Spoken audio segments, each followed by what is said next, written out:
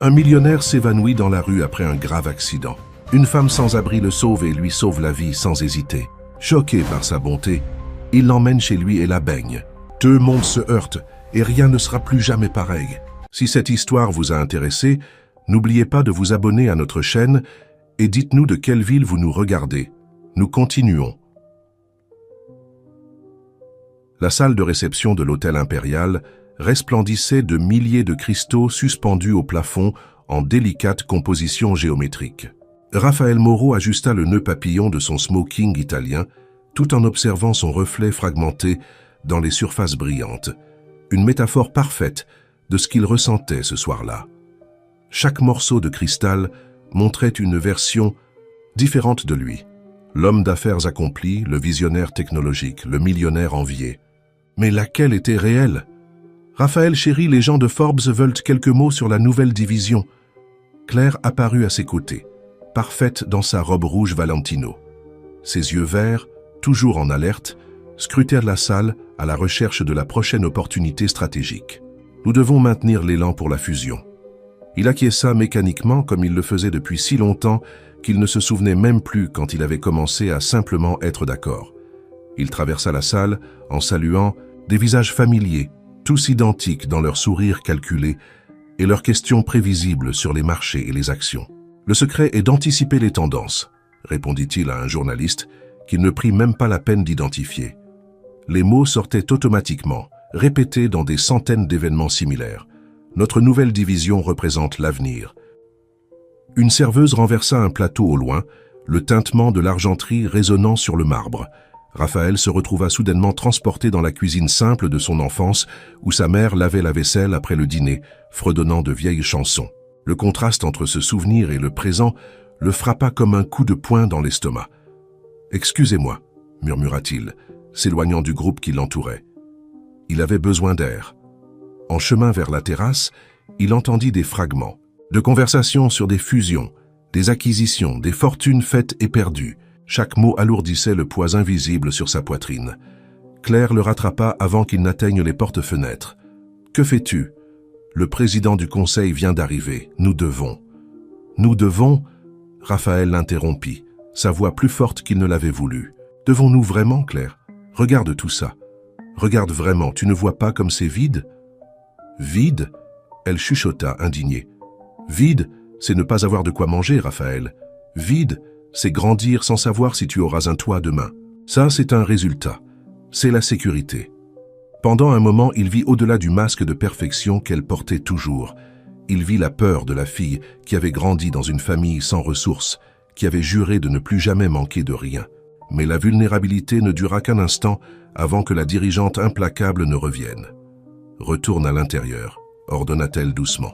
« Nous avons un rôle à jouer. » Raphaël regarda une dernière fois la salle scintillante. Les personnes qui riaient sans véritable joie. La vie qu'il avait construite avec tant d'efforts et qui semblait maintenant l'étouffer. Puis, pour la première fois depuis des années, il fit quelque chose de complètement imprévu. « Non, dit-il simplement, je n'en peux plus. » Ignorant les appels de Claire, il marcha jusqu'à l'ascenseur. Ses pas résonnaient sur le sol en marbre comme un cœur sur le point de s'arrêter de battre. La pluie tombait en rideaux denses sur Paris, transformant les lumières de la ville en taches d'aquarelle. Raphaël conduisait sa Porsche sans destination, ignorant les appels incessants qui faisaient vibrer son téléphone sur la console. À chaque coin de rue, des souvenirs longtemps réprimés émergeaient comme des bulles dans l'eau bouillante. Le GPS avait tenté de le reconduire à son penthouse dans le 16e arrondissement 3 fois avant qu'il ne l'éteigne. Ses doigts bougeaient le volant par instinct, suivant une carte enfouie au fond de son esprit. Les larges avenues se rétrécirent, le nouvel asphalte cédant la place à des rues plus anciennes. Les immeubles aux façades de verre laissèrent place à des maisons modestes, certaines aux couleurs délavées qu'il se rappelait de son enfance. Quand il tourna dans la rue des Acacias, son cœur s'accéléra. Elle était là, la maison jaune à 2 étages où il avait grandi. La peinture s'écaillait aux mêmes endroits, le petit jardin abritait toujours le tuyau d'arrosage que sa mère aimait tant. Pendant un instant, il put presque sentir l'odeur du café fraîchement préparé les dimanches après-midi. Un coup de tonnerre résonna au loin. Raphaël coupa le moteur, ne laissant que le bruit de la pluie remplir le silence. Comment s'était-il retrouvé si loin de lui-même? Chaque conquête, chaque échelon gravi sur l'échelle du succès, semblait maintenant l'avoir éloigné un peu plus de qui il était vraiment. Son téléphone vibra à nouveau. Claire, probablement en train d'organiser une task force pour gérer l'incident lors de l'événement. Combien de communiqués de presse avait-elle déjà préparé? Combien d'experts en communication avait-elle déjà mobilisés? Un éclair soudain illumina la rue. Dans le rétroviseur, Raphaël vit les phares d'un camion s'approcher à une vitesse bien au-delà de la limite autorisée. Le véhicule serpentait dangereusement, comme si le conducteur luttait contre le volant. Sur le côté, le logo de sa propre entreprise luisait sous la pluie. Tout se passa en une fraction de seconde. Le crissement des freins, l'impact violent sur le côté de la Porsche. Le monde tournant comme un kaléidoscope brisé, le fracas métallique quand la voiture heurta le vieux tuyau d'arrosage, l'odeur d'essence et de caoutchouc brûlé. Avant que l'obscurité ne l'enveloppe, Raphaël eut une dernière vision de la maison de son enfance. À la fenêtre du 2e étage, pendant un instant impossible, il se vit enfant, observant l'adulte qu'il était devenu. Puis, comme la flamme d'une bougie dans le vent, sa conscience s'éteignit. Le bruit de la pluie continuait, implacable, lavant l'asphalte où, quelques minutes plus tôt, un homme avait remis en question tous ses choix. Dans le silence qui suivit l'accident, avant que les sirènes ne commencent à hurler au loin, on pouvait entendre seulement le tintement doux des gouttes d'eau sur le métal tordu. La conscience revint comme des vagues douces sur la plage, apportant des fragments de réalité à chaque mouvement. Le premier sens à s'éveiller fut l'odorat, un arôme aseptisé, différent du parfum boisé qu'il utilisait habituellement. Puis vint l'ouïe, le bip rythmé des moniteurs, des chuchotements distants, le léger bourdonnement de la climatisation. Raphaël ouvrit les yeux lentement, clignant contre la lumière fluorescente. La suite de l'hôpital était spacieuse, décorée avec des arrangements élaborés d'orchidées blanches. Des cartes de prompt rétablissement, avec des logos d'entreprise, formaient un mur de préoccupations protocolaires. Enfin réveillée, Claire était assise dans un fauteuil proche, sa tablette sur les genoux affichant des graphiques boursiers. Elle ne leva pas les yeux. Les relations publiques ont réussi à minimiser l'impact médiatique. Nous gardons tout sous contrôle. Il essaya de bouger, mais son corps répondit de façon étrange, incomplète. Quelque chose était différent, anormal. Combien de temps? 5 jours. Maintenant, elle le regardait, son expression un masque professionnel d'inquiétude. Les médecins viendront s'entretenir avec vous bientôt. Nous devons aligner notre discours pour le conseil et... La porte s'ouvrit, l'interrompant. Une femme en blouse blanche entra, suivie par 2 autres médecins. Ses yeux étaient doux, mais sa posture indiquait qu'elle portait des nouvelles lourdes. « Monsieur Moreau, commença-t-elle, sa voix douce mais ferme. Je suis le docteur Mathilde Dubois, votre neurologue. Nous devons parler de votre état. » Les mots suivants tombèrent comme des pierres dans un lac profond. Lésions médulaires, vertèbres compromises, paralysie.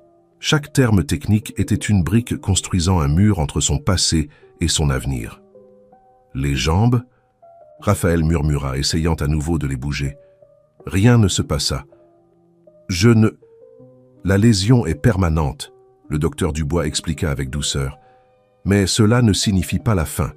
Cela signifie un nouveau départ, avec une physiothérapie adaptée et du soutien. J'ai déjà prévu les meilleurs spécialistes du pays. Claire interrompit, ses doigts tapant furieusement sur sa tablette. Nous pouvons faire venir des professionnels de Suisse. Quant au conseil, je suggère de maintenir votre participation à distance pour l'instant, jusqu'à ce que la situation se... Claire, la voix de Raphaël sortit plus forte qu'il ne l'espérait. Pourriez-vous nous laisser un moment? Elle hésita, visiblement mal à l'aise à l'idée de perdre le contrôle de la situation. Finalement, elle acquiesça rigidement et quitta la chambre, laissant un silence pesant derrière elle. « Docteur » Raphaël commença, mais fut interrompu par une nouvelle présence à la porte. Une femme d'une trentaine d'années entra, portant un simple dossier. Ses cheveux châtains étaient attachés en une queue de cheval sans prétention, et son sourire était authentique, sans trace de la pitié ou de la tristesse qu'il commençait déjà à détester dans les regards des autres. « Bonjour, Monsieur Moreau. Je suis Émilie Leroy, votre kinésithérapeute. Et croyez-moi, votre vie n'est pas terminée. Elle a simplement changé de direction. » Pour la première fois depuis son réveil, Raphaël ressentit quelque chose de différent du désespoir, une petite, hésitante mais indéniable étincelle d'espoir. Les jours à l'hôpital se traînaient dans une routine monotone, marquée par des visites médicales et des appels interminables d'exécutifs, plus préoccupés par les tableurs que par sa guérison. Raphaël observait le mouvement par la fenêtre, des gens marchant, courant, vivant leur vie avec une liberté qu'ils n'avaient jamais vraiment valorisée. Les séances avec Émilie étaient différentes. Elle arrivait toujours avec une énergie renouvelée, apportant non seulement une expertise technique, mais une humanité qui semblait rare dans cet environnement stérile. Le corps est incroyable, dans sa capacité d'adaptation, expliquait-elle pendant qu'il travaillait sur des exercices de renforcement. Mais l'esprit est encore plus puissant. C'est lui qui va déterminer jusqu'où nous pouvons aller. Un après-midi particulièrement difficile, quand la frustration lui donnait envie d'abandonner, un bruit de rire d'enfant envahit la chambre. Une petite fille d'environ 8 ans entra en courant, ses boucles brunes sautillant à chaque pas. « Maman, regarde ce que j'ai fait à l'école. » Elle tenait un dessin coloré, s'arrêtant brusquement en réalisant qu'il n'était pas seul. « Oups, pardon. »« Léa !» Émilie secoua la tête mais souriait. « Excusez-moi, monsieur Moreau, la nounou a eu une urgence et... » « S'il vous plaît, » il l'interrompit, surpris de voir combien cette petite intrusion égayait l'atmosphère. « Appelez-moi Raphaël, et il n'y a aucun problème. » Léa s'approcha du lit, étudiant les équipements avec une curiosité sincère. « Pourquoi il y a tant de machines ici? Elles vous aident à aller mieux ?» Léa. Émilie commença, mais Raphaël fit un geste apaisant. « Elles aident, oui, » répondit-il, constatant qu'il était plus facile d'expliquer à un enfant. Certaines choses dans mon corps ne fonctionnent plus comme avant, alors j'ai besoin d'aide supplémentaire. Comme quand ma tablette s'est cassée, Léa demanda sérieusement. Elle aussi a eu besoin d'aide pour fonctionner à nouveau. Raphaël rit pour la première fois depuis l'accident, un rire véritable qui le surprit lui-même. C'est un peu ça, oui. Je peux vous montrer mon dessin? C'est un papillon. Lui aussi a eu besoin d'aide pour voler, vous savez. D'abord, c'était une chenille. Pendant que Léa expliquait en détail le cycle de vie des papillons, Raphaël remarqua Claire debout à la porte, son expression un mélange de désapprobation et de malaise. Elle avait toujours détesté les distractions improductives. « Nous devons revoir quelques documents », annonça-t-elle, brisant le moment. « La fusion ne peut pas attendre indéfiniment. » Léa rangea son dessin, soudainement timide. Mais avant de sortir, elle se retourna et colla le papier sur le mur à côté du lit. Pour que vous n'oubliez pas que les transformations peuvent être belles, dit-elle avec la sagesse unique des enfants. Après que tout le monde fut parti, Raphaël resta à contempler le dessin. Le papillon, dessiné avec des traits irréguliers mais pleins de vie, semblait plus réel que tous les arrangements de fleurs artificiellement parfaits qui décoraient la chambre. Les transformations peuvent être belles, répéta-t-il. Doucement, les mots résonnant avec une vérité qu'il ne pouvait pas totalement expliquer. Sur la table à côté, son téléphone vibra avec une nouvelle notification du travail. Pour la première fois, il ne ressentit aucune urgence à vérifier. Ses yeux restèrent fixés sur le papillon coloré, tandis que son esprit commençait, lentement, à envisager des possibilités qu'il n'avait jamais imaginées auparavant. L'ascenseur privé s'ouvrit directement dans le penthouse, révélant un appartement qui ressemblait plus à une galerie d'art contemporain. Raphaël observa l'environnement avec un regard neuf, tandis que Claire guidait son fauteuil roulant à travers l'espace méticuleusement réorganisé. « J'ai engagé les meilleurs architectes spécialisés en accessibilité », expliquait-elle, désignant les modifications. « Tout a été adapté de façon discrète. Personne ne remarquera les changements quand nous aurons des réunions ici. » Raphaël glissa ses doigts sur la surface froide de la table à manger, maintenant plus basse. Des rampes douces remplaçaient les marches décoratives, camouflées dans des tons identiques au sol en marbre italien. Dans la salle de bain de la suite principale, des barres d'appui chromées s'harmonisaient avec les pièces minimalistes, comme si elles avaient toujours été là. La chambre d'amis a été convertie en salle de physiothérapie, continua Claire. Ainsi, vous n'aurez pas à vous exposer en allant dans une clinique. Et où Émilie donnera-t-elle ses séances? Ici, à l'intérieur? Claire pinça ses lèvres parfaitement dessinées. À ce sujet, j'ai trouvé une professionnelle plus adaptée à notre profil. Dr Delphine Klein, diplômée de Harvard, travaille exclusivement avec des PDG et... Non. La fermeté dans la voix de Raphaël la fit s'arrêter. Émilie reste et Léa. Raphaël. Claire l'interrompit, ses talons résonnant sur le sol tandis qu'elle s'approchait. Je sais que cette petite a apporté un certain divertissement pendant votre hospitalisation. Mais maintenant, nous devons nous concentrer sur votre rétablissement, sur la reprise de contrôle. Les apparences comptent, vous le savez. Un mouvement au-delà des fenêtres du sol au plafond attira son attention. Un petit colibri planait devant la vitre, ses ailes un flou de mouvement contre le ciel bleu. Pendant un instant, Raphaël se vit prisonnier de la même manière, entouré d'une beauté froide et intouchable. Cet endroit, commença-t-il, tournant son fauteuil pour faire face à Claire, avez-vous remarqué qu'il n'y a pas une seule photo sur les murs? Aucun souvenir réel. Nous avons cette toile de l'artiste belge dans le couloir. Elle a coûté une fortune et... Exactement. Raphaël avança jusqu'au balcon où la ville s'étendait comme un tapis de béton et de verre à ses pieds. Tout ici a un prix, mais rien n'a de valeur. Le silence qui suivit fut interrompu par le son de l'interphone. C'était Émilie, arrivant pour la première séance à domicile.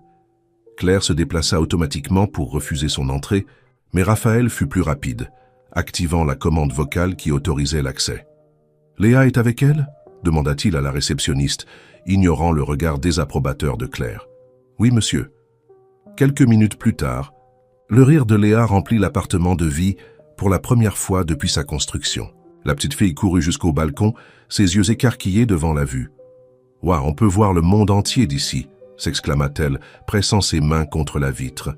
« Léa, attention aux traces de doigts !» murmura Claire, mais sa voix fut couverte par celle d'Émilie.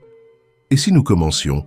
J'ai apporté quelques idées pour adapter les exercices à l'environnement domestique. » Pendant qu'Émilie organisait l'équipement, Léa découvrit un petit nid d'oiseaux dans un vase décoratif. « Regardez, il y a des bébés, ils habitent aussi dans cet endroit si haut. » Raphaël observa la scène, la spontanéité de Léa, le dévouement tranquille d'Émilie, l'inconfort croissant de Claire. Dans sa poitrine, quelque chose commençait à changer, comme une graine longtemps endormie trouvant enfin la lumière pour grandir. La salle de réunion virtuelle était remplie de visages familiers dans de petits carrés sur l'écran. Raphaël ajusta la caméra de son fauteuil, s'assurant que l'angle ne montrait que son torse et son visage, exactement comme Claire l'avait insisté. « Comme vous pouvez le voir dans les rapports préliminaires, commença-t-il, notre nouvelle division a dépassé les attentes du dernier trimestre. Mais j'ai une proposition différente pour le prochain cycle d'investissement. » Ses doigts glissèrent sur le trackpad, changeant la présentation pour une nouvelle diapositive. « Je propose le développement d'une gamme de technologies d'assistance, des logiciels d'accessibilité, des dispositifs adaptés, des solutions qui peuvent réellement faire une différence dans la vie des gens. » Le silence qui suivit fut rompu par Claire, qui se pencha pour entrer dans le champ de la caméra. Ce que Raphaël veut dire, c'est que nous avons identifié un créneau de marché prometteur dans le secteur de la technologie médicale. Non, corrigea-t-il doucement. Ce que je veux dire est exactement ce que j'ai dit. Il y a des millions de personnes handicapées ignorées par le marché, des personnes qui ont besoin de solutions réelles, pas seulement des produits. De luxe reconditionné. De l'autre côté de l'écran, le président du conseil s'éclaircit la gorge. « Raphaël, je comprends votre situation actuelle, mais nous devons maintenir le cap sur le processus de fusion. Les investisseurs. »« Sa tante !» Un bruit de rire d'enfant traversa la porte du bureau. Léa était dans le couloir, probablement en train de jouer en attendant que sa mère termine la séance de physiothérapie avec un autre patient à l'étage inférieur. « Les investisseurs s'attendent à des profits, » compléta Raphaël. « Et je montre un chemin pour y parvenir, mais un chemin qui a aussi un objectif. » Claire désactiva rapidement le microphone. « Qu'est-ce que vous faites? Ces gens ne veulent pas entendre parler d'objectifs. Ils veulent des garanties de retour sur investissement. » Et qui a dit que les deux s'excluaient mutuellement? Il réactiva le microphone. « Messieurs, je vous demande d'analyser les chiffres projetés à la page suivante. Le marché des technologies d'assistance connaît une croissance exponentielle. » La présentation continua, mais Raphaël percevait les regards échangés entre les membres du conseil. À la fin, ils approuvèrent seulement une étude de faisabilité du projet, clairement une façon polie de l'enterrer. Après que la dernière fenêtre se soit fermée sur l'écran, Claire explosa. « Vous êtes en train de jeter par les fenêtres des années de travail, toute la planification de la fusion, tout. Vous êtes-vous déjà demandé pourquoi nous parlons toujours de fusion? Raphaël tourna son fauteuil pour lui faire face. Pourquoi cette obsession de devenir plus grand, d'accumuler davantage? Parce que c'est ainsi que nous survivons, c'est ainsi que nous nous protégeons. De quoi, Claire? De la peur de redevenir qui nous étions? Le bruit de petits pas interrompit la discussion. Léa se tenait à la porte, un nouveau dessin dans les mains. « J'en ai fait un autre pour vous, dit-elle timidement. C'est la vue de votre balcon, avec les oiseaux et tout. » Claire respira profondément, se recomposant. « Léa, ma chérie, tonton Raphaël est occupé avec des choses importantes maintenant. »« Non, contredit-il, tendant la main vers le dessin. Je ne suis pas trop occupé pour ça. » En observant les traits colorés qui capturaient la ville d'une façon qu'aucune des coûteuses photographies sur ses murs ne parvenait à faire, Raphaël sentit quelque chose se solidifier dans son cœur. Une certitude que certaines choses devaient se briser pour que d'autres, plus vraies, puissent naître. « Claire, » appela-t-il doucement, « je pense que nous devons parler. » La nuit tombait sur Paris quand Claire revint enfin à l'appartement. Raphaël l'attendait dans le salon, son fauteuil positionné près de la fenêtre, où ils avaient l'habitude de porter des toasts à leur réussite professionnelle. Le ciel avait cette teinte particulière de violet et d'orange que seules les grandes villes connaissent. « J'ai déjà parlé aux avocats, » dit-elle, posant son sac Hermès sur la table basse. « Ils peuvent réécrire la proposition pour la division de technologie d'assistance d'une manière qui ne fasse pas peur aux investisseurs. Peut-être si nous la présentons comme une stratégie de marketing social. » Claire, Raphaël l'interrompit doucement. Il ne s'agit pas de l'entreprise. Elle s'arrêta dans son geste de se servir un verre de vin, la bouteille suspendue en l'air. Pendant un moment, seul le bruit distant de la circulation remplit la pièce. « Depuis combien de temps n'avons-nous pas vraiment parlé ?» continua-t-il. « Je veux dire vraiment parler, sans discuter d'action, de fusion ou d'apparence. »« Nous parlons maintenant, » répondit-elle, mais sa voix trahissait une note d'appréhension. « Quand était la dernière fois que nous avons ri ensemble ? Que nous avons partagé un rêve qui n'impliquait pas la prochaine acquisition. » Claire posa finalement la bouteille sur la table, ses mouvements précis comme une danse longtemps répétée. « Vous êtes émotif à cause de l'accident. C'est compréhensible, mais... » « Non, Claire. Je vois clairement pour la première fois depuis des années. » Raphaël déplaça son fauteuil plus près d'elle. « L'accident n'a pas changé qui je suis. Il m'a juste fait réaliser qui je ne veux plus être. »« Et qui ne voulez-vous plus être ?» demanda-t-elle, sa voix contenant à peine un tremblement. « Quelqu'un qui a confondu succès et bonheur, qui a transformé une relation en un partenariat commercial. » Le silence qui suivit pesait comme du plomb. Claire marcha jusqu'à la fenêtre, sa silhouette se découpant contre les lumières de la ville. « Vous pensez que ça a été facile ? Pour moi ?» Sa voix portait maintenant une émotion rarement montrée. « Construire tout ça en venant de rien ? Savez-vous combien de fois j'ai entendu que je n'appartenais pas à ce monde ?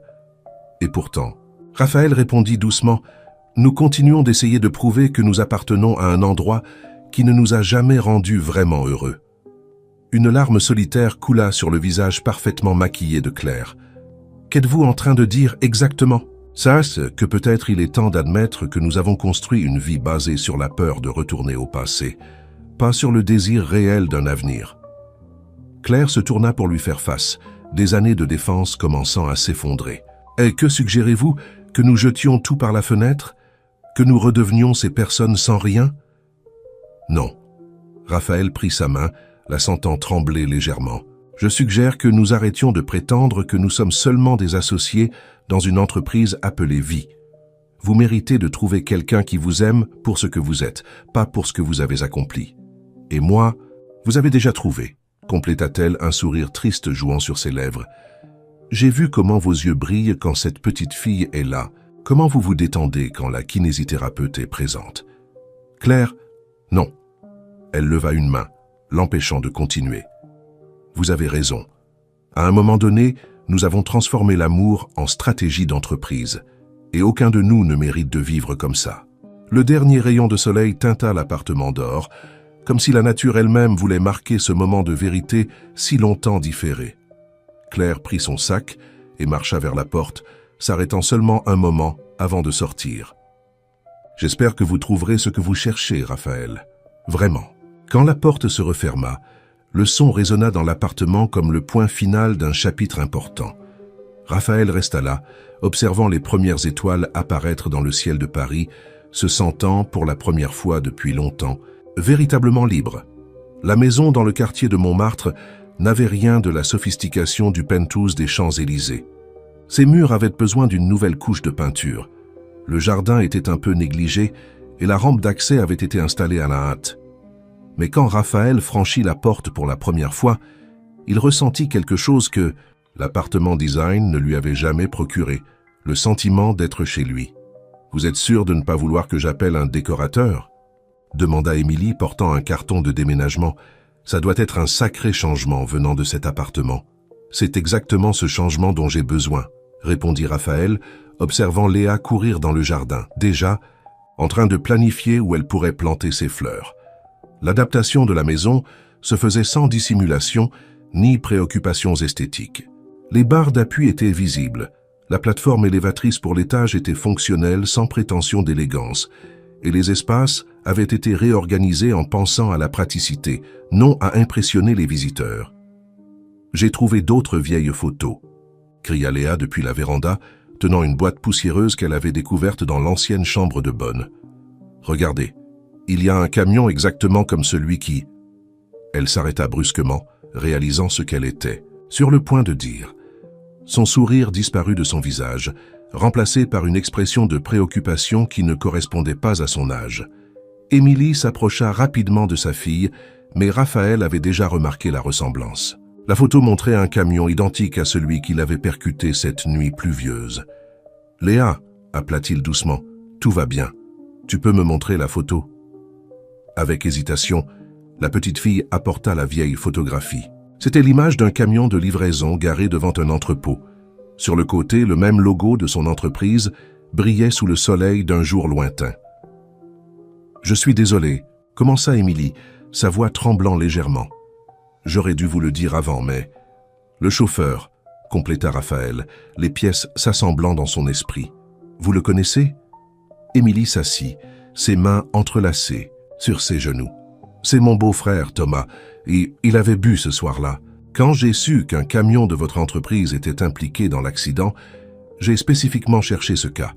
Je voulais aider d'une façon ou d'une autre. » Le silence qui suivit fut pesant. Léa regardait de sa mère à Raphaël, ses grands yeux pleins d'inquiétude. « Pourquoi ne pas me l'avoir dit avant ?» La question sortit sans accusation, juste avec une curiosité sincère. Parce que Émilie prit une profonde respiration. Parce que Thomas a 3 enfants. Sa femme, ma sœur, est malade. S'il allait en prison, et puis je vous ai rencontré, j'ai vu qui vous étiez vraiment, au-delà du nom dans les journaux. Chaque jour, il devenait plus difficile de dire la vérité. Raphaël regarda par la fenêtre, vers le jardin qui commençait à prendre vie avec les projets de Léa. Un papillon se posa sur une branche proche, ses ailes s'ouvrant et se fermant lentement.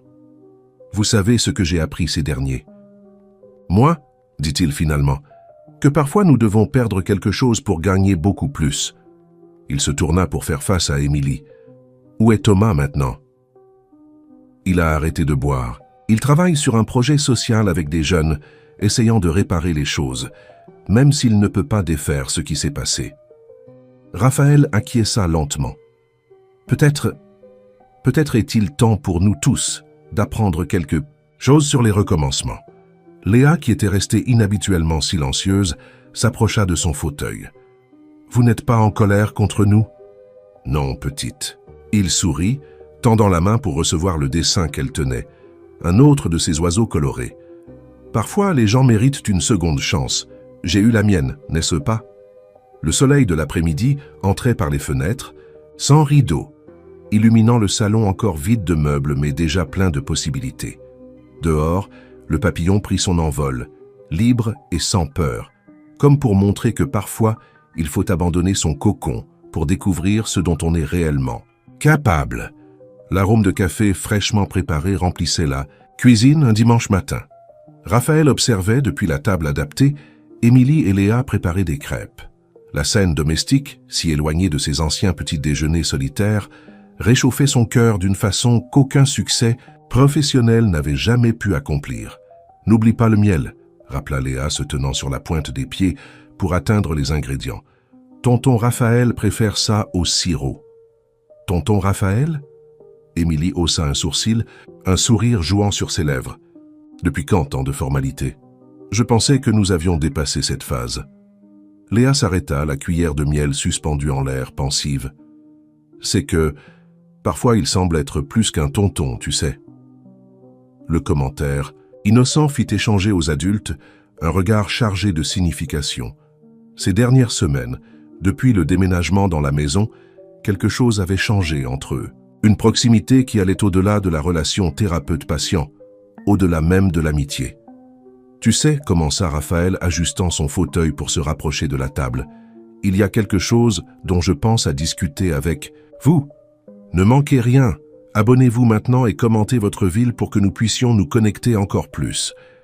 Émilie posa la dernière assiette de crêpes sur la table et s'assit. Ça semble sérieux. C'est à propos de famille, continua-t-il, observant comment Léa prêtait immédiatement plus d'attention. À propos de comment parfois nous en trouvons une quand nous nous y attendons le moins. Comme les papillons qui trouvent différentes fleurs où se poser, demanda Léa, son analogie enfantine portant une sagesse surprenante. Exactement. Comme ça, petite. Raphaël sourit, tendant la main sur la table pour toucher doucement les doigts d'Émilie. Et parfois, quand nous trouvons cette famille, nous voulons tout faire correctement, officiellement. Émilie retint son souffle, comprenant la direction de la conversation. « Raphaël, laisse-moi finir, demanda-t-il gentiment. Léa, tu te souviens quand tu m'as montré ce document de l'école, celui qui nécessitait la signature d'un responsable. La petite fille acquiesça, ses crêpes momentanément oubliées. Et tu te souviens comment tu as dit que tu voudrais que je puisse signer aussi? Eh bien, j'ai réfléchi et parlé avec quelques avocats. Vous voulez être mon papa? Interrompit Léa, ses yeux brillants d'attente. Pour de vrai? Avec des papiers, c'est tout? Raphaël sentit ses propres yeux s'embuer. Seulement si tu le veux, petite, et si ta mère est d'accord, bien sûr. Émilie avait des larmes silencieuses qui coulaient sur son visage. Vous êtes sûr? C'est une énorme responsabilité et la seule chose dont je suis sûr, répondit-il, c'est que je ne me suis jamais senti aussi complet qu'ici, avec vous. Le reste, nous pouvons le découvrir ensemble. Léa n'attendit pas plus d'explications. Elle sauta de sa chaise et serra Raphaël avec toute la force que ses petits bras permettaient. « J'ai toujours voulu un papa qui sache dessiner des papillons avec moi. »« Mais je suis terrible en dessin, » rit Raphaël, lui rendant son étreinte. « Ce n'est pas grave, » répondit-elle avec sérieux. « Vous êtes bon dans d'autres choses, comme faire sourire maman comme ça. » Émilie, qui observait la scène, se leva finalement et se joignit à l'étreinte. Les crêpes refroidissaient sur la table, oubliées. Tandis que cette petite famille se découvrait encore plus unie. Le soleil du matin entrait par la fenêtre de la cuisine, illuminant les trois dans leur moment de joie partagée. Sur le mur, un nouveau dessin de Léa montrait une famille de papillons, un grand et deux petits, volant ensemble sous un ciel bleu brillant. Le jardin de la maison s'était transformé ces dernières semaines. Là où il n'y avait auparavant que de l'herbe mal entretenue, fleurissaient maintenant des parterres colorés, résultat du travail dévoué d'un homme tentant de reconstruire sa vie. Thomas, le beau-frère d'Émilie, passait ses après-midi libres là, plantant et prenant soin des fleurs comme si chacune était une petite chance de rédemption. « Les dahlias ont besoin de soleil direct », expliquait-il à Léa, qui l'aidait avec l'arrosoir. « Mais ils ont aussi besoin de protection quand la chaleur est trop forte. C'est un équilibre délicat. » Raphaël observait la scène depuis la véranda adaptée où il travaillait sur son ordinateur portable. Les mots de Thomas sur l'équilibre résonnaient dans son esprit, se reliant au projet sur lequel il se concentrait. La refonte complète de la division de technologie d'assistance de son entreprise. « J'ai apporté de la limonade », annonça Émilie, le rejoignant avec un plateau. « Comment avance le projet ?»« Presque terminé. » Raphaël montra l'écran, où des graphiques et des tableurs détaillaient un nouveau modèle d'affaires. Mais il manque encore quelque chose. Thomas leva les yeux du parterre, le poids de la culpabilité encore visible sur ses épaules. Depuis que Raphaël avait découvert la vérité sur l'accident, l'homme arrivait à peine à le regarder dans les yeux. « Thomas » appela Raphaël, sa voix ferme mais douce. « Pouvez-vous venir ici un moment ?» Le jardinier improvisé essuya ses mains sur son jean et s'approcha avec hésitation, comme si chaque pas vers la véranda pesait une tonne. « J'ai réfléchi », continua Raphaël, tournant l'ordinateur portable pour que tous puissent voir. « Ce projet n'est pas seulement une question de technologie, c'est une question de transformation. Et nous avons besoin de quelqu'un qui comprenne vraiment comment de petits changements peuvent faire une grande différence. » Thomas fronça les sourcils, confus. « Je ne vous suis pas... » « Le projet inclut un centre communautaire, » expliqua Raphaël. « Un endroit où les personnes handicapées peuvent trouver du soutien, de la formation, des opportunités. Nous avons besoin de quelqu'un pour coordonner la partie sociale, quelqu'un qui connaisse l'importance des secondes chancées. » Le silence qui suivit ne fut rompu que par le bruit de l'arrosoir de Léa, qui continuait soigneusement ses tâches dans le jardin. « Vous... » Thomas déglutit. « Vous m'offrez un emploi. Je vous offre une opportunité d'utiliser votre expérience pour aider les autres.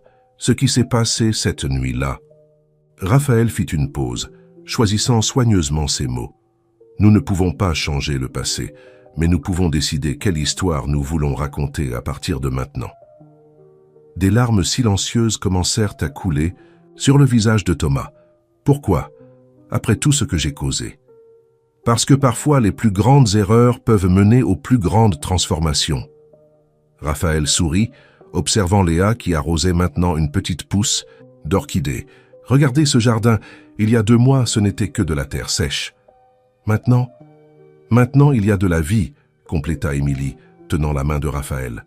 Thomas regarda ses propres mains, calleuses par le travail, avec la « terre, je ne sais pas quoi dire. »« Dis oui, tonton Thomas, » interrompit Léa s'approchant avec son arrosoir. « Comme ça tu pourras continuer à t'occuper du jardin aussi.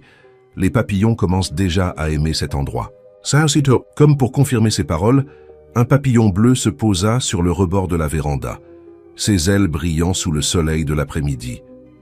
Thomas observa l'insecte un moment, puis redressa les épaules, comme si un poids immense commençait enfin à se dissiper. « Oui, dit-il simplement, si vous pensez vraiment que je peux aider, oui. » Le sourire de Léa illumina le moment comme un rayon de soleil après la pluie. La petite fille commença immédiatement à planifier de nouveaux parterres, bavardant sur la façon dont les personnes du centre communautaire pourraient aussi apprendre à prendre soin des fleurs. Alors que l'après-midi avançait doucement, Raphaël observait sa famille élargie réunie sur la véranda, partageant des idées et des rêves. Il réalisa que parfois les plus grandes bénédictions peuvent venir déguisées en tragédies et que le véritable miracle n'est pas d'éviter les chutes, mais dans la façon dont nous choisissons de nous relever après elles. L'ancienne usine avait été complètement transformée. Là où existaient auparavant des chaînes de montage froides et impersonnelles, s'élevait maintenant un espace accueillant, conçu pour recevoir des personnes avec différents besoins. Le centre de technologie d'assistance et d'inclusion sociale était sur le point d'être inauguré et Raphaël parcourait les lieux dans son fauteuil vérifiant chaque détail. « Les capteurs de mouvement ont été installés sur toutes les portes », expliquait l'un des techniciens, « et le système de commande vocale fonctionne parfaitement. » Léa courait devant, testant chaque nouvelle technologie avec l'enthousiasme caractéristique de l'enfance. « Regarde, papa, quand je dis lumière, elle change de couleur. »« Papa ». Le mot réchauffait encore son cœur chaque fois qu'il l'entendait. Le processus d'adoption était presque finalisé, officialisant ce que leur cœur savait déjà depuis des mois. Le laboratoire de prototypage est prêt. Émilie s'approcha, consultant son bloc-notes. Et nous avons déjà plus de 50 inscrits pour le premier cycle de formation. L'espace avait été conçu non seulement comme un centre de développement technologique, mais comme un hub d'inclusion. Des salles de classe adaptées se mêlaient aux espaces de convivialité, et un vaste jardin sensoriel, projet personnel de Thomas, occupait le centre du complexe. Raphaël, une voix familière le fit tourner son fauteuil. Claire se tenait à l'entrée, élégante comme toujours, mais quelque chose dans sa posture avait changé. « Quelle bonne surprise !» répondit-il sincèrement. Au cours des mois depuis leur séparation, les rencontres occasionnelles étaient devenues moins tendues, plus honnêtes. « Je suis venu voir par moi-même. » Elle parcourut l'espace, observant tout avec des yeux analytiques. Le conseil est impressionné par les projections de rendement.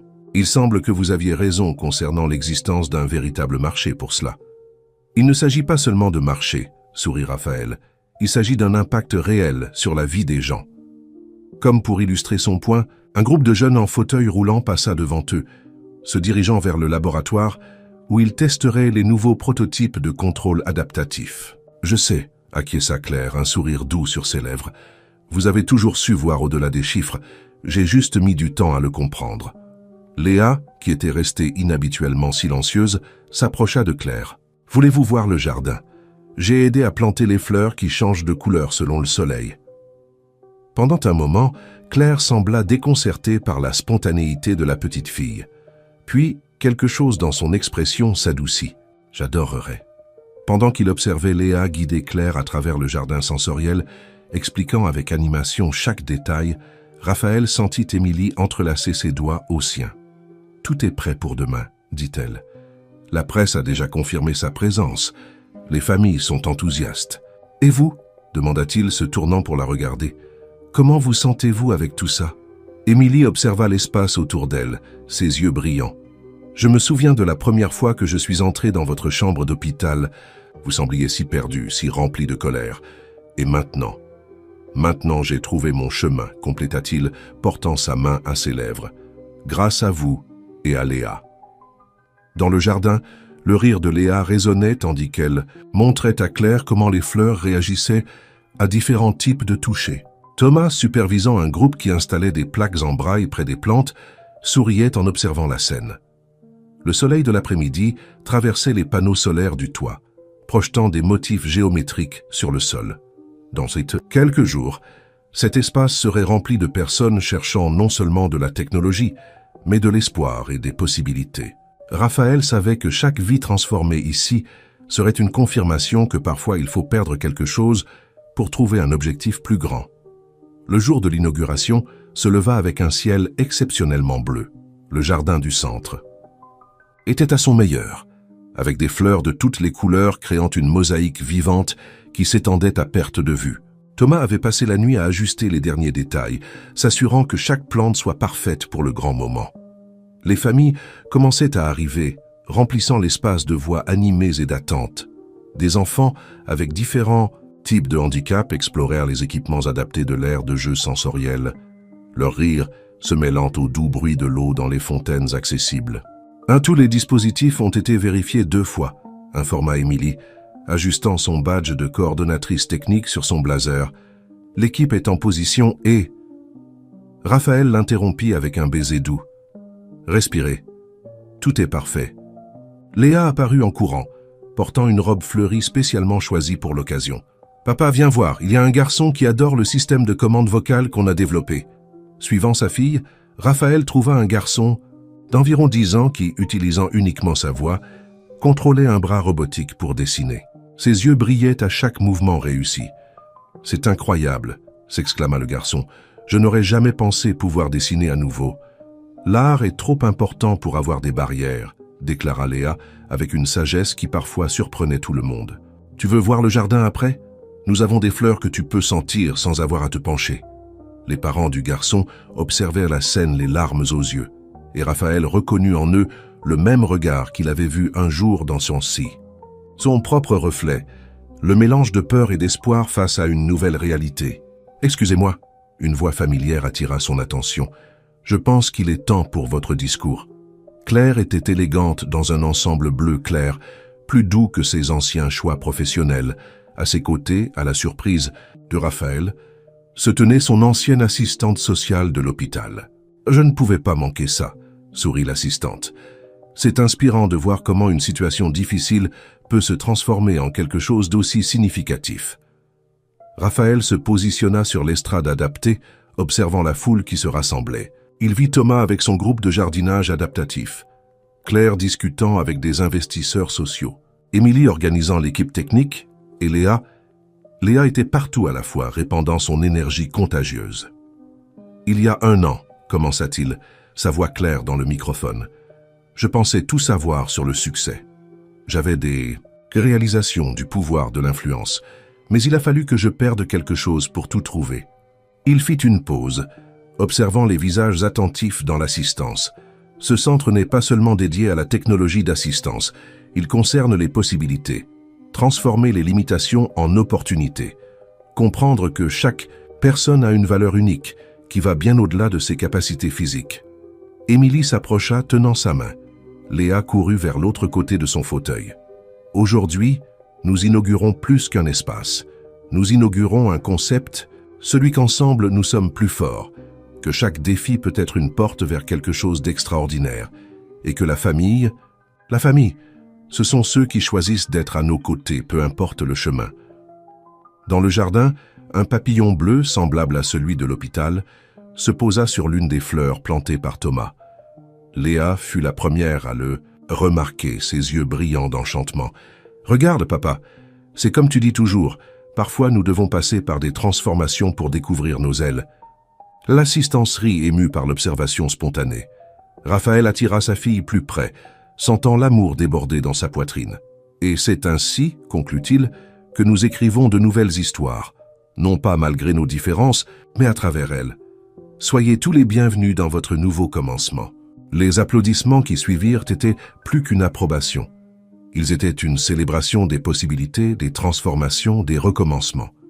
Dans le ciel, le soleil brillait de toutes ses forces, comme s'il voulait aussi participer à ce moment de renouveau et d'espoir. La salle du juge avait un air solennel ce matin-là. Raphaël ajusta sa cravate, l'une des rares pièces qu'il avait gardées de son ancienne vie, tout en observant Léa balancer ses jambes sur la chaise trop grande pour elle. Émilie, assise entre les deux, tenait les mains de chacun. « Procédure d'adoption numéro 2347, annonça le juge, ses yeux bienveillants étudiant la famille devant lui. « Je vois que tous les rapports de l'assistante sociale sont exceptionnellement positifs. » Léa serra la main de Raphaël plus fort. Ces dernières semaines, elle avait demandé plusieurs fois si elle pouvait commencer à utiliser son nom de famille à l'école. « Pour que tout le monde sache que nous sommes une vraie famille », avait-elle expliqué avec sa logique enfantine. « Monsieur Moreau, continua le juge, en tant qu'homme d'affaires accompli et figure publique, vous devez être conscient des responsabilités supplémentaires que cette adoption implique. »« Votre honneur, » répondit Raphaël, sa voix ferme, « j'ai appris que le vrai succès ne se mesure pas au chiffre d'un compte en banque. Si vous me permettez, j'aimerais raconter une histoire. » Le juge acquiesça, s'adossant à son siège. « Il y a quelques mois, Léa m'a trouvé à un moment où j'avais perdu bien plus que l'usage de mes jambes. J'avais perdu ma direction, mon but. C'est à travers ses yeux que j'ai réappris à voir la beauté dans les petites choses. » Léa sourit, fière. Sur ses genoux, elle tenait un dessin spécial, une famille de papillons volant ensemble. Elle m'a enseigné que les transformations peuvent être effrayantes, mais qu'elles peuvent aussi être le début de quelque chose d'extraordinaire. Elle m'a montré que la famille ne concerne pas l'obligation ou les apparences, mais le choix d'être présent, chaque jour. Émilie essuya discrètement une larme. Le juge, visiblement touché, examina une fois de plus les documents devant. « Lui, Léa, » appela-t-il doucement, « aimerais-tu dire quelque chose ?» La petite fille se leva, sa robe fleurie tournoyant avec le mouvement. « J'ai toujours voulu un papa qui sache voir des papillons, là où les autres ne voient que des problèmes. Et maintenant j'en ai un. » La simplicité de la déclaration arracha des sourires à tous dans la salle. Le juge prit son stylo, un sourire bienveillant sur son visage. « Eh bien, je crois qu'il n'y a plus de doute. L'existence de liens affectifs solides et d'un environnement familial sain et clair. » Il commença à signer les documents. « À partir d'aujourd'hui, Léa Leroy devient officiellement Léa Leroy Moreau. » La petite fille n'attendit pas la fin des formalités. Elle sauta sur les genoux de Raphaël, l'étreignant de toutes ses forces. « C'est pour toujours maintenant, » chuchota-t-elle à son oreille. « Pour toujours, » confirma-t-il, sentant son cœur déborder d'amour.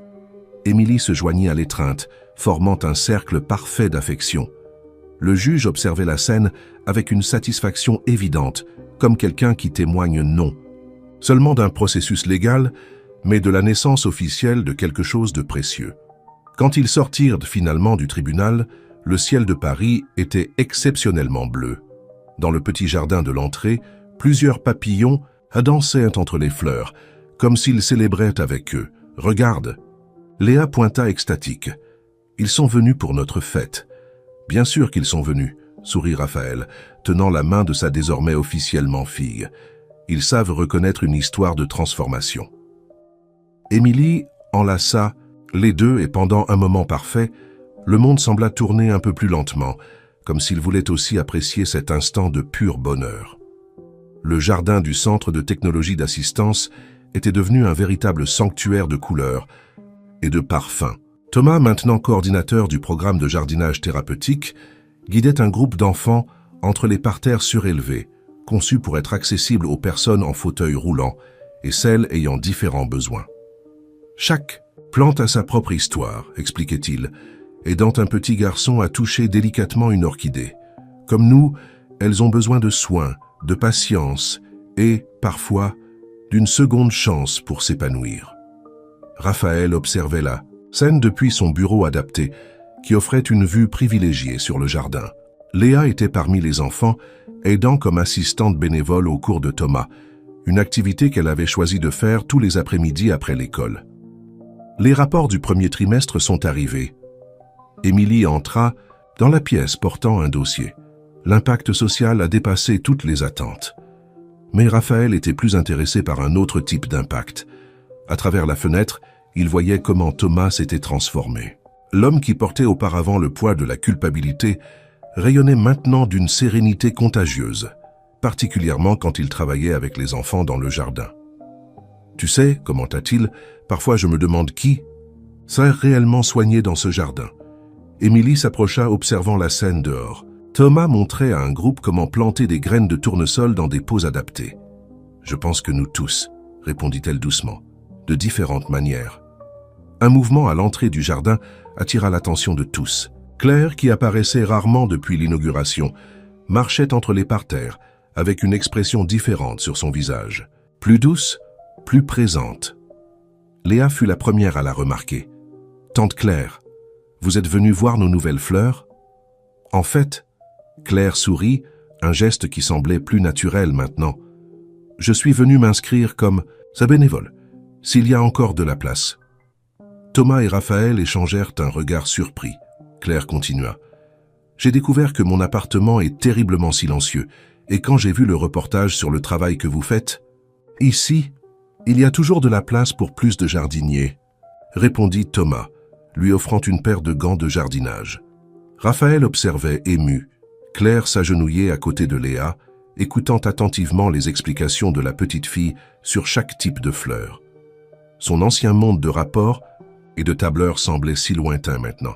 « C'est incroyable, » commenta Émilie, « comment un jardin peut rassembler des personnes si différentes. »« Comme une famille ?» cria Léa depuis la fenêtre, où elle était apparue pour appeler ses parents voir quelque chose de spécial. « Exactement comme une famille, » répondit Raphaël, suivant sa fille jusqu'au jardin. Dehors, le soleil de l'après-midi créait des ombres dansantes à travers les feuilles. Un groupe de papillons attirés par les fleurs volait en cercle paresseux. Claire s'était visiblement détendue. Ses mains maintenant sales de terre semblaient ne plus se soucier du fait.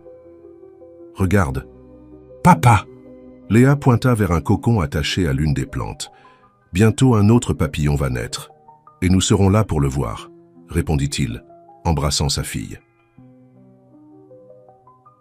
Thomas, de l'autre côté du jardin, leva les yeux de son travail et sourit, un sourire libre de culpabilité, plein de gratitude et d'espoir. Le jardin, comme tous ceux présents, continuait en constante transformation, prouvant que des expériences les plus douloureuses peuvent naître les fleurs les plus belles. L'auditorium du centre était plein ce matin spécial. Enfants, adolescents et adultes avec différents types de handicaps occupaient les rangées adaptées, avec des membres de leur famille et des professionnels du domaine de la technologie d'assistance. Sur scène, une série de prototypes développés par les utilisateurs même du centre attendaient d'être présentés. Léa courait d'un côté à l'autre, aidant à organiser les présentations avec le sérieux de ses maintenant 9 ans.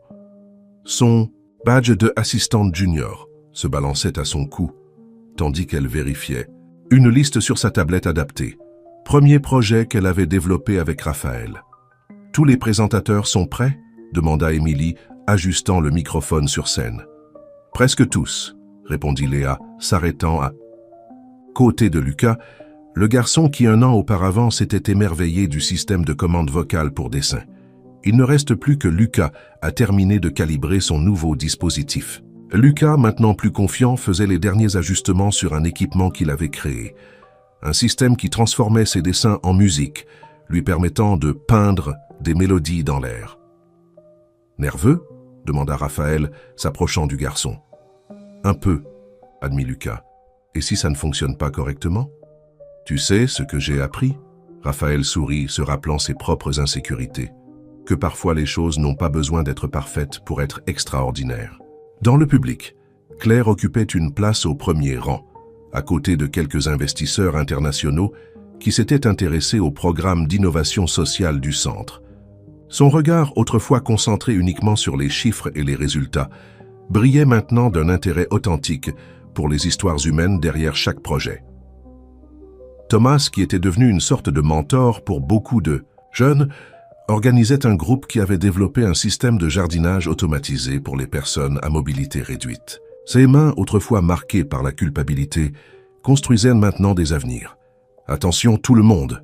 annonça Léa au microphone, sa petite voix mais ferme. « Nous allons commencer la première foire d'innovation assistive du centre. » Un par un, les projets furent présentés. Lucas peignit une symphonie dans l'air, arrachant des larmes d'émotion à ses parents. Une adolescente démontra une application qui traduisait les émotions en couleurs pour les personnes autistes. Un groupe de personnes en fauteuil roulant présenta un nouveau modèle de fauteuil, avec système d'élévation ultra compact. « C'est incroyable », commenta Claire pendant une pause, s'approchant de Raphaël. « Comment ils trouvent des solutions que nous, avec toutes nos ressources, n'avons jamais imaginées. »« Parce qu'ils vivent les besoins », répondit Raphaël. « La meilleure innovation vient de qui comprend vraiment le défi. » Léa apparut en courant, ses yeux brillants d'excitation. « Papa, les gens du MIT ont adoré le projet de Lucas. Ils veulent emmener le système à Boston. »« Tu vois ?» Raphaël sourit au garçon qui s'approchait, encore étourdi par la nouvelle. Parfois, il suffit d'une opportunité pour que les rêves prennent leur envol.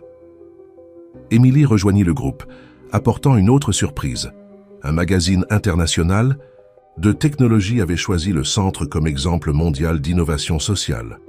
Mais la meilleure partie, elle montra l'article, c'est qu'ils ont souligné comment tout a commencé, avec une petite fille qui a appris à son père à voir des papillons là où d'autres ne voyaient que des obstacles.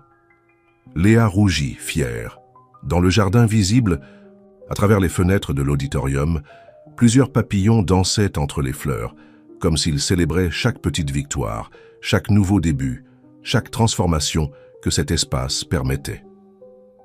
La maison dans le quartier de Montmartre était devenue un point de rencontre le dimanche. Le jardin, maintenant un petit paradis grâce aux soins de Thomas et Léa, accueillait un mélange particulier de personnes que le destin avait entrelacées de façons inattendues. Cet après-midi précis, l'arôme de café fraîchement préparé se mêlait au parfum des fleurs du jardin. Claire, qui s'était progressivement permis de faire partie de ce cercle familial élargi, aidait Léa à servir du gâteau à un groupe d'enfants du centre venus pour une réunion extraordinaire de jardiniers juniors. Comme la petite fille l'avait pompeusement nommée. Saviez-vous que chaque papillon a sa propre façon de voler? Léa expliquait à ses petits apprentis, répétant les leçons que Thomas lui avait enseignées. Comme nous, chacun a sa façon spéciale de faire les choses. Émilie observait la scène depuis la véranda, appuyée contre l'épaule de Raphaël. Parfois, je me demande qui enseigne le plus, nous à elle ou elle à nous. Définitivement elle à nous. Raphaël sourit, observant sa fille montrer comment différentes fleurs attiraient différents types de papillons. Thomas arriva apportant plus de plants, sa marque déposée pour toute réunion. Le jardin communautaire du centre est presque prêt, annonça-t-il. Les familles peuvent commencer à planter la semaine prochaine. Et le nouveau projet ? demanda Claire, s'asseyant avec eux. Son intérêt sincère pour les initiatives sociales surprenait encore tout le monde positivement. Le programme de formation en jardinage thérapeutique ? Thomas sourit. Nous avons déjà 15 inscrits. Des personnes qui veulent apprendre à utiliser le jardin comme outil de guérison, comme cela l'a été pour moi. Un papillon bleu, que Léa jurait être le même qui était apparu à l'hôpital il y a si longtemps, se posa sur le dossier du fauteuil de Raphaël. La petite fille courut immédiatement pour l'observer de plus près. « Regarde !» chuchota-t-elle émerveillée. Il apparaît toujours dans les moments importants. Et quelle est l'importance d'aujourd'hui, petite? Demanda Raphaël, curieux de l'observation de sa fille. Léa réfléchit un moment, son visage prenant cette expression sérieuse qui la faisait paraître beaucoup plus âgée que ses 9 ans. Aujourd'hui, ça fait 1 an que nous sommes devenus officiellement une famille, mais je pense que le papillon savait, avant tout le monde, que nous étions déjà une famille depuis le début. Le commentaire fit sourire tout le monde. Claire, qui auparavant aurait considéré une telle observation comme du sentimentalisme inutile, essuya discrètement une larme. « Tu sais quoi ?» dit-elle, surprenant tout le monde. « Je pense que tu as raison, Léa. Parfois, nous avons besoin d'un papillon pour nous montrer ce qui est déjà là, attendant simplement d'être découvert. » Thomas leva sa tasse de café dans un toast silencieux. Dans le jardin, les enfants commençaient à planter les boutures qu'il avait apportées, chacun trouvant sa propre façon de participer indépendamment de ses limitations. « Aux transformations, » proposa Raphaël, levant aussi sa tasse, « celles que nous avons déjà vécues et celles qui sont encore à venir. »« Et aux papillons, » ajouta Léa, levant son verre de jus, « qui connaissent toujours le chemin de la maison. » L'après-midi avançait doucement, peignant le ciel de tons roses et orangés. Dans le jardin, fleurs et personnes s'épanouissaient ensemble, chacune à son propre rythme, chacune à sa propre manière. Et le papillon bleu, comme un gardien silencieux, restait posé à proximité, ses ailes frémissant occasionnellement, dans la brise, comme s'il applaudissait chaque petit miracle qui s'y produisait. L'ancienne maison jaune de la rue des Acacias restait pratiquement identique, juste un peu plus usée par le temps. Raphaël observait la façade depuis son fauteuil roulant, sentant le poids des souvenirs. À ses côtés, Léa tenait sa main, curieuse de cette partie du passé de son père. « C'est ici que tu habitais quand tu étais petit ?» demanda-t-elle, ses yeux parcourant chaque détail de la construction. « Oui, » répondit-il, pointant vers une fenêtre au 2e étage. « C'était ma chambre, et ce tuyau d'arrosage. » Il fit une pause, se souvenant de la nuit de l'accident. Il a beaucoup d'histoires à raconter. Un mouvement à la porte attira son attention. Une dame aux cheveux gris sortit pour arroser les plantes, s'arrêtant surprise en voyant les personnes stationnées devant sa maison. « Madame Marceau ?» appela Raphaël, reconnaissant l'ancienne voisine. « C'est moi, Raphaël. »« Raphaël, Moreau. » Les yeux de la dame s'écarquillèrent en reconnaissance. « Raphaël? Le petit Raphaël ?» Elle s'approcha, étudiant son visage. « Mon Dieu, que de temps! Je vous ai vu dans les journaux, le centre de technologie, mais je ne savais pas que vous vous souveniez encore de cet endroit. Comment pourrais-je oublier ?» Il sourit. « C'est ici que tout a commencé. » Et où tout a recommencé d'une certaine façon. Émilie, qui observait la scène quelques pas en arrière, s'approcha avec une enveloppe à la main. « Je pense qu'il est temps. » Raphaël acquiesça, se tournant vers Madame Marceau. « En fait, nous sommes venus faire une proposition. Avez-vous entendu parler de notre programme de centre communautaire? L'idée était née lors d'une réunion du Conseil. Étendre le travail du centre aux quartiers périphériques, créant des espaces plus petits, mais tout aussi impactants de technologie d'assistance et d'inclusion sociale. Et nous aimerions commencer ici, continua-t-il, remettant l'enveloppe à la dame. Si la maison d'à côté est toujours à vendre, la maison des Dupont? Madame Marceau demanda surprise. Elle est vide depuis des années. Personne n'a voulu l'acheter après la fermeture de l'usine. L'ancienne usine de mon entreprise, expliqua Raphaël, qui est maintenant le centre principal. Ce serait significatif de commencer notre expansion exactement ici, où tout a changé. Vous êtes-vous déjà inscrit? Faites-le maintenant et dites-nous de quelle ville vous nous suivez. Léa, qui était restée inhabituellement silencieuse, pointa soudainement vers le ciel. « Regarde, papa, le papillon bleu nous a suivis jusqu'ici. » En effet, un papillon aux ailes d'un bleu brillant se posa sur l'ancien tuyau d'arrosage, comme s'il bénissait ce moment de reconnexion. Certains appellent cela une coïncidence, sourit Émilie. Mais je pense que ce sont des signes que nous sommes sur le bon chemin. Madame Marceau, qui avait ouvert l'enveloppe et lisait la proposition, avait les larmes aux yeux. Un centre communautaire ici, avec toute cette technologie que j'ai vue à la télévision, et des cours de jardinage aussi. Thomas planifie déjà le jardin sensoriel, confirma Raphaël.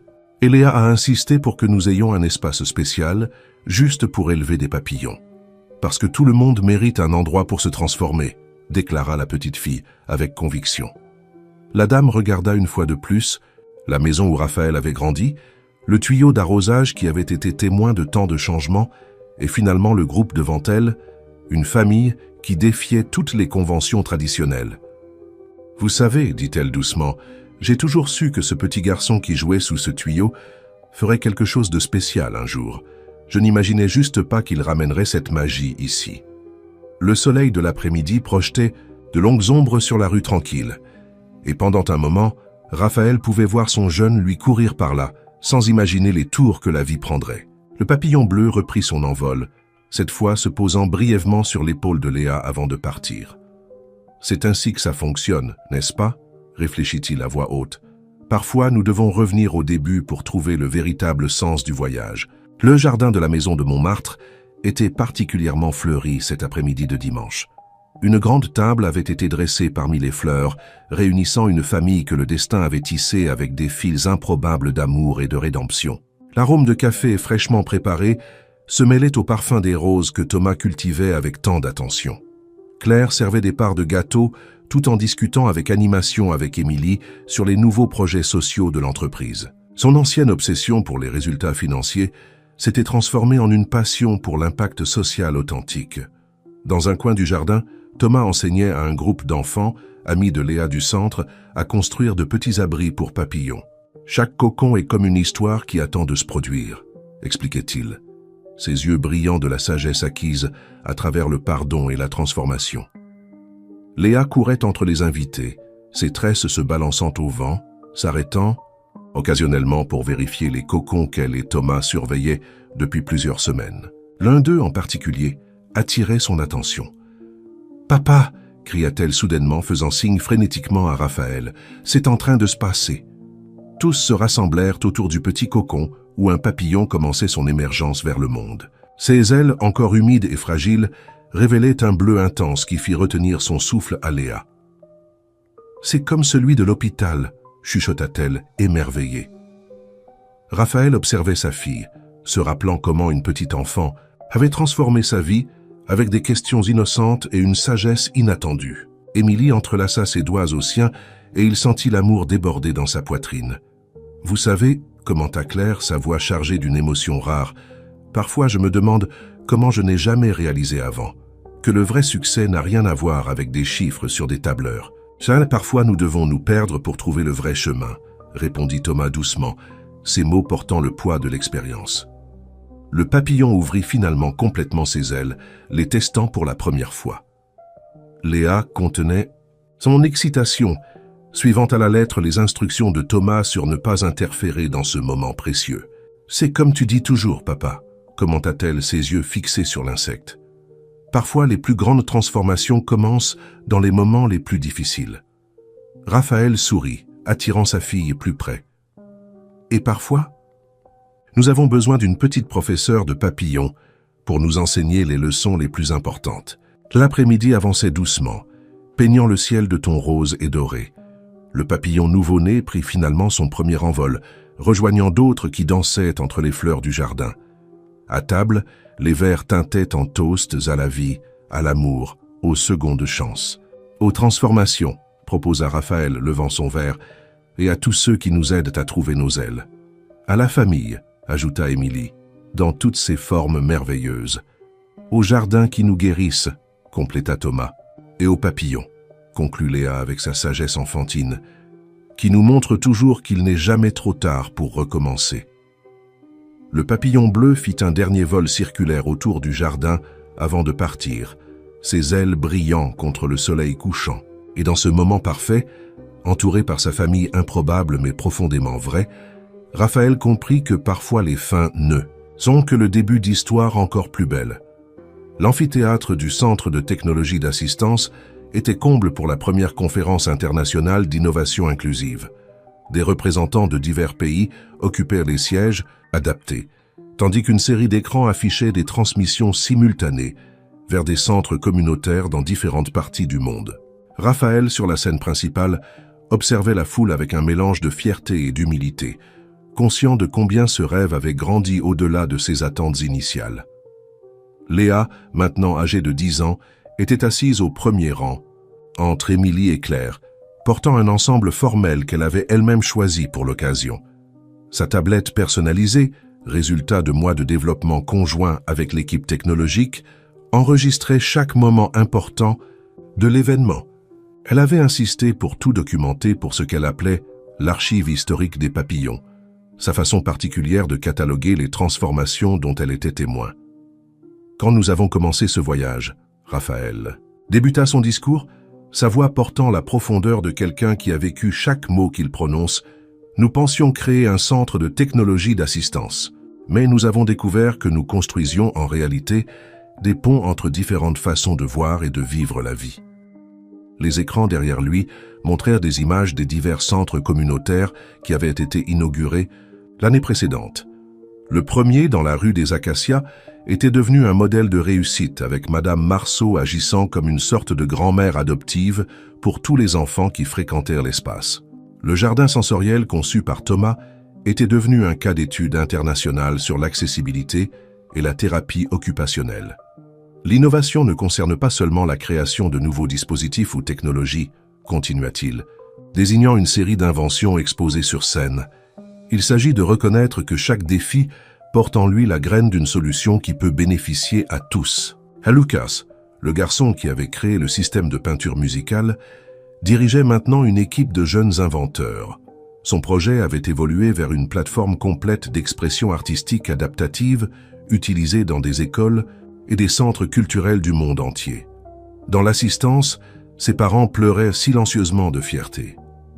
Claire se leva pour présenter les chiffres de l'impact social du programme, non plus avec la froideur analytique d'autrefois, mais avec l'enthousiasme de quelqu'un qui comprend que derrière chaque statistique existe une histoire de transformation personnelle.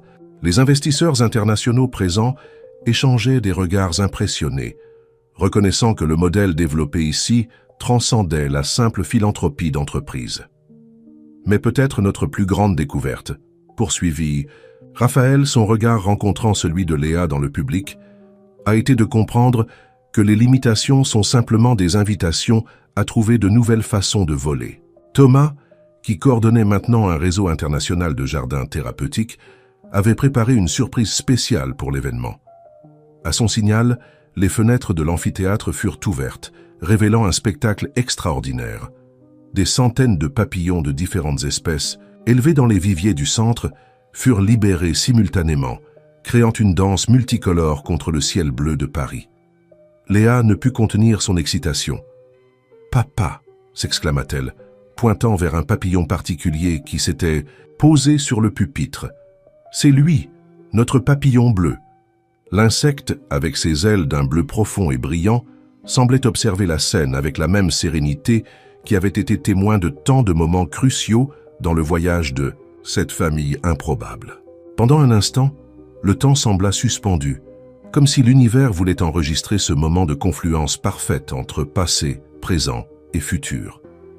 Émilie, qui avait étendu son travail pour inclure un programme international de formation en kinésithérapie inclusive, se leva pour rejoindre Raphaël sur scène. Ses yeux brillaient de larmes contenues, tandis qu'il continuait son discours, maintenant avec la voix étranglée par l'émotion.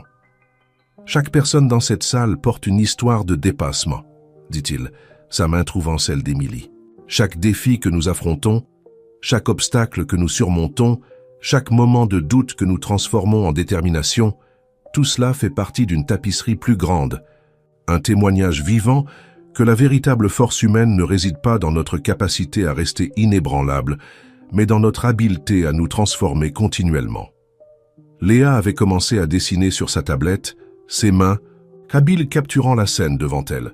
Son père et sa mère sur scène, le papillon bleu, posé à proximité, les centaines d'autres papillons dansant contre le ciel, et la foule diverse réunie pour célébrer non seulement des innovations technologiques, mais l'essence même de la transformation humaine. La maison dans le quartier de Montmartre s'était transformée au fil des années, tout comme ses habitants. Le jardin, maintenant un sanctuaire exubérant de vie et de couleurs, s'étendait sur tout le terrain, incluant une serre spéciale où Thomas menait des recherches sur les plantes médicinales adaptées pour la thérapie occupationnelle. Les rampes et adaptations qui semblaient auparavant des éléments fonctionnels s'étaient intégrés organiquement à l'architecture, créant un espace qui célébrait la diversité sous toutes ses formes. C'était un après-midi spécial, le 5e anniversaire de l'inauguration du premier centre de technologie d'assistance. La famille élargie s'était réunie pour une célébration intime avant les événements officiels qui auraient lieu la semaine suivante. L'arôme de café fraîchement préparé se mêlait au parfum des fleurs, créant une atmosphère accueillante qui faisait que tous se sentaient chez eux. Léa, maintenant une préadolescente articulée et sensible, avait organisé une exposition spéciale dans le jardin. Des panneaux soigneusement montés montrèrent l'évolution de ces papillons, comme elle appelait affectueusement chaque projet et personne qui était passé par le centre au fil des ans. Photographies, dessins et petites histoires documentaient des transformations qui allaient bien au-delà de la technologie d'assistance. Chaque histoire est comme un cocon, expliquait-elle à un groupe d'enfants récemment arrivés au programme. On ne sait jamais exactement quel type de papillon va en sortir, mais on sait que ce sera quelque chose d'extraordinaire. Claire, qui était devenue une présence constante dans les réunions familiales, discutait avec Émilie de l'expansion internationale du programme. Son tailleur impeccable contrastait avec l'ambiance décontractée, mais son sourire authentique révélait combien elle avait changé depuis l'époque où elle mesurait le succès uniquement par des chiffres sur des tableurs. Les Japonais veulent adapter le modèle du jardin thérapeutique pour des espaces urbains réduits, commentait-elle consultant sa tablette. Et Thomas développe déjà des techniques spéciales pour la culture verticale accessible. Thomas, qui supervisait un groupe d'adolescents dans la construction de nouveaux abris pour papillons, souriait en entendant son nom. Ses mains, autrefois marquées par la culpabilité, créaient maintenant constamment de nouvelles façons d'apporter beauté et guérison au monde. Le poids qu'il portait un jour s'était transformé en une mission de vie. Raphaël observait tout depuis son fauteuil adapté, un nouveau modèle que lui et Lucas avaient développé ensemble, combinant technologie de pointe et design universel. Chaque détail de la maison racontait une histoire d'adaptation et de réinvention. Les commandes vocales qui contrôlaient différents environnements, les surfaces tactiles qui aidaient à la navigation, les espaces fluides qui permettaient une libre circulation pour tous. Parfois, je me demande, commenta-t-il à Émilie qui l'avait rejoint sur la véranda, si ce papillon bleu savait depuis le début ce que nous étions destinés à devenir. Comme invoqué par ces paroles, un papillon aux ailes bleu brillant se posa sur le dossier de son fauteuil. Léa, qui semblait toujours savoir quand son amie ailée était dans les parages, accourut pour immortaliser le moment. « Il apparaît toujours dans les moments importants », s'exclama la petite fille, ses yeux brillant avec la même admiration qu'année auparavant.